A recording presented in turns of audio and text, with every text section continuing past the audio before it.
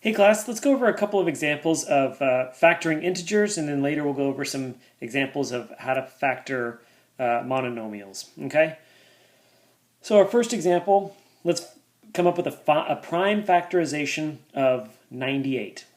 So the way that I go about these is first I look for two obvious numbers. Two numbers that that are very obvious that you can factor are 2 and 5. Right? You can factor 2 if your number is even. You can factor a 5 if your number ends in either a 0 or a 5. I see that 98 I can divide by 2, or if I get 2 times 49, I get 98. So, but 49 is not a prime number, so now I need to figure out how can I break up 49 into prime numbers. So this, I can't divide it by 2 or 5, so now I've got to sort of start guessing. And you can do this with a calculator. You can start just guessing numbers. Maybe you'd try 3 at first. That doesn't work. Try 5 is next. And then you realize that you can divide 49 by 7, where 7 times 7 is 49. So overall, we've got 2 times 7 times 7 is 98. So I've done a prime factorization of the number 98. This is how I can break 98 up into all prime numbers. Let's look at another example, 100. Okay, so this is another one of those. I could divide this either by 2 or by 5. That should be clear to you. So I just divide it up by 2, where I know that 2 times 50 is 100.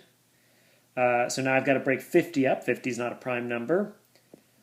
Once again, I can divide 50 by 2. So I have 2 times 25 is 50. So 2 times 2 times 25 is 100. 25 is still not a prime number, so I need to break that up further. And hopefully you should know that 5 times 5 gives us 25. So now we're left with a prime factorization where we've got 2 times 2 times 5 equals 100.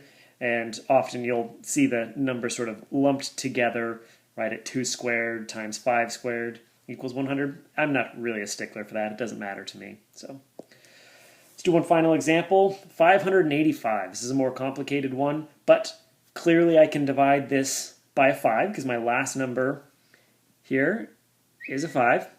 So good. So I've got 5 times 117. I had to use my calculator to see that, so no problems there. 5 times 117 equals 585. I'm not entirely sure whether 117 is a prime number, but my guess is probably not. So I just go through and pick a couple of prime numbers. I know I can't be 2. I know it can't be 5. So I try 3, and I see that I can divide 117 by 3. So where 3 times 39 is 117. But I don't know about 39, but my feeling is actually that it's not. And I believe I can divide it by 3 again. But again, I'm just guessing and I'm checking it out with my calculator to see when I get another whole number out. So 5 times 3 times 13 is 585. And 13, I'm quite certain, is a prime number.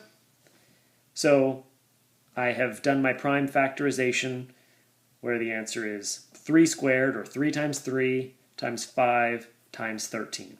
Okay? So that's how you do prime factorization of integers. Let's move on. Okay, so now we want to find the greatest common factor of numbers. Okay, so this is going to be a more useful technique. It's not necessarily focused on getting a prime number, but finding that greatest common factor. So we've got two numbers here, 18 and 42, and we want to find out what is the greatest common factor between those two things. So I want to find the largest number that's common between the two of them. So I'm going to be very clear in these first couple of steps on how we go about finding this. But usually you'll start to do this just in your head. You don't have to be quite as clear as I'm doing it here. See different ways that I can break up 18 is by multiplying it 2 times 9 or 3 times 6. There's other ones, but these are sort of 2 with the larger numbers. Now I try the same thing with 42. I get 2 times 21, 3 times 14, 6 times 7. And what we notice, and I could possibly find other ones I could, but here we're not necessarily focused on finding the prime factorization, right? Because if we were doing a prime factorization, we could actually break up 21, we could break up 4, we could break up 6, we could break up some of these other numbers. So you sort of have to just get comfortable with what you've done. So usually I just go up in increasing order, starting from 2, try 3, 4, 5, 6, on, okay? And then you find that greatest common number between them, which in this case is 6. Okay, so hopefully that's clear what we're doing there. Let's try it again, a little bit more complicated. Let's try it for 3 numbers, okay? 66, 72, and 120. So first let's do it for 6, and again I'm just going up in order. 2, 3, 4, 5, 6. 4 and 5, it turns out, don't divide evenly into 66. So my first 3 values are as shown: 22 times 33, 3 times 22, 6 times 11. Let's do the same thing for 72. And these are the numbers that we're left with. We see we can divide it by 2, 3, 6, and 8. Let's try the same thing for 120. And this is what we get. And what we're doing is we want to look for the largest common factor across all of these. And what we see is that it's 6. 6 is the largest number that we can divide all 3 of these numbers by. Okay? So hopefully that's a little bit more clear what we're doing here. Okay. This is an algebra class, so we've got variables. So now we want to try the same thing for variables. Let's pick 2 numbers, 12x squared and 4x cubed. Your book just sort of jumps at the answer, and maybe that'll, and you'll be able to get there. But let's look at this sort of individually. What I think the best way to do it, at least at the very beginning, is to first look at the numbers and then look at the variables. So first, let's look at the numbers. And we see that both of these numbers can be divided by 4. So 12 can be divided by 4, and obviously 4 can be divided by 4. So our greatest common number is 4 for both of these. Next, let's look at the variables. So in this case, we only have a single variable. It's x. One term, we have this x squared. The other one, we have an x cubed. And x cubed can actually be broken up into x times x squared. And x squared can obviously be divided by x squared. So our greatest common factor for these 2 values is x squared.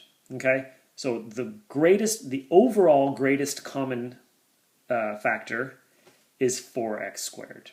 Okay? And what I'm showing here is sort of how you would multiply this greatest factor to get the original number that we have here. So if we were to multiply 4x squared times 3, we get 12x squared.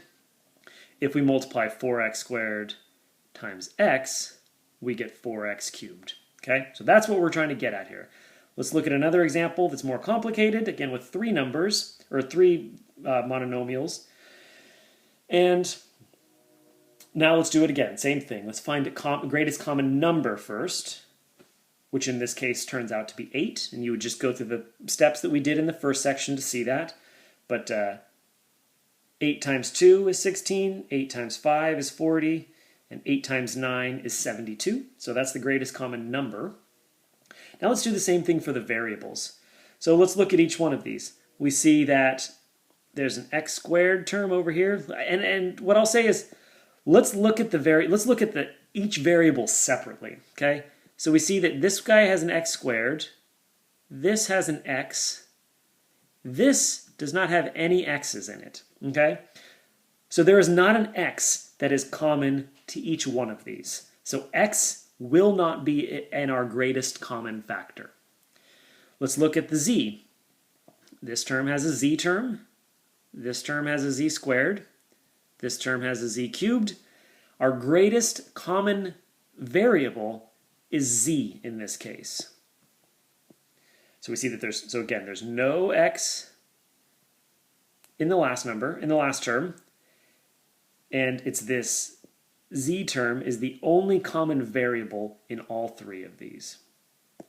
Okay, so our greatest common factor in this case is 8z, where 8z times x squared equals 16x squared times z.